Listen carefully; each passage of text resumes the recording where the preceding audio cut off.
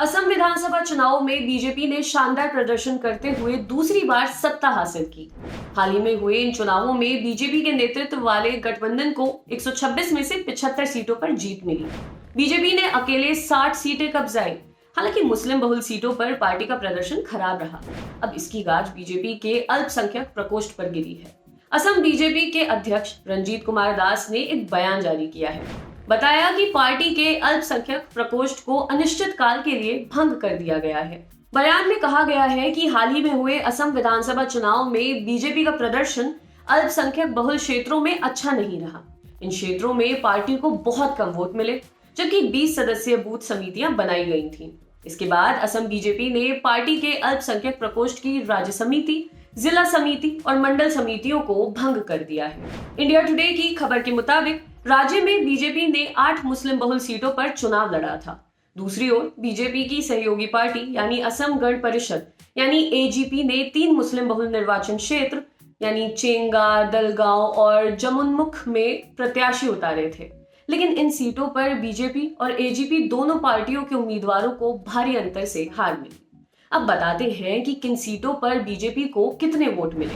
जनिया 6.18%, जलेश्वर 9.38%, बागबार 2.01%, दक्षिण सलमारा 5.12%, बिलासीपारा पश्चिम 16.78%, लारी घाट 21.26%, रुपोहित 14.22%, सोनई 35.49%। अल्पसंख्यक इकाइयों को भंग करने के बारे में असम प्रदेश बीजेपी अध्यक्ष रंजीत कुमार दास ने इंडियन एक्सप्रेस से बातचीत में कहा, हमारे पास कई मोर्चे हैं जैसे कि महिला, युवा, एसटी आदि। इसी तरह हमारे पास अल्पसंख्यक मोर्चा है। हमने कई अल्पसंख्यक बहुल सीटों पर उम्मीदवार खड़े किए। इन क्षेत्रों में कई बूथों पर उम्मीदवारों को 20 वोट भी नहीं मिले। ये वहां पार्टी की बूथ समिति की हालात दिखाता है।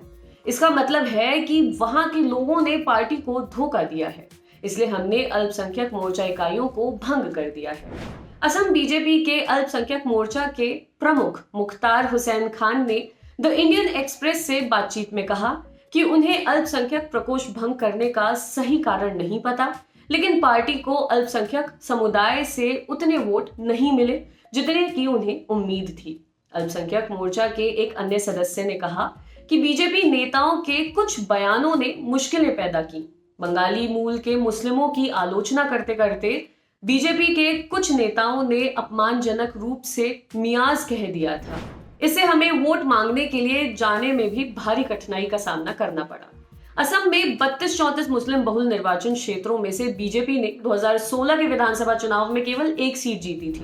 अमीनुल हक लश्कर 2016 में कछार जिले में सोनई निर्वाचन क्षेत्र से विधानसभा चुनाव जीते थे। वे इस बार AIUDF के उम्मीदवार से 19,654 मतों के अंतर से हार गए। इस बार असम विधानसभा में 31 मुस्लिम विधायक हैं। ये सभी विपक्षी कांग्रेस और उसकी सहयोगी पार्टी AIUDF से हैं। 16 कांग्रेस से और 15 विधायक AIUDF से हैं। आपके लिए खबर लिखी थी हमारे साथी डेविड ने। देखते रहिए दी लल्लन टॉप। शुक्रिया।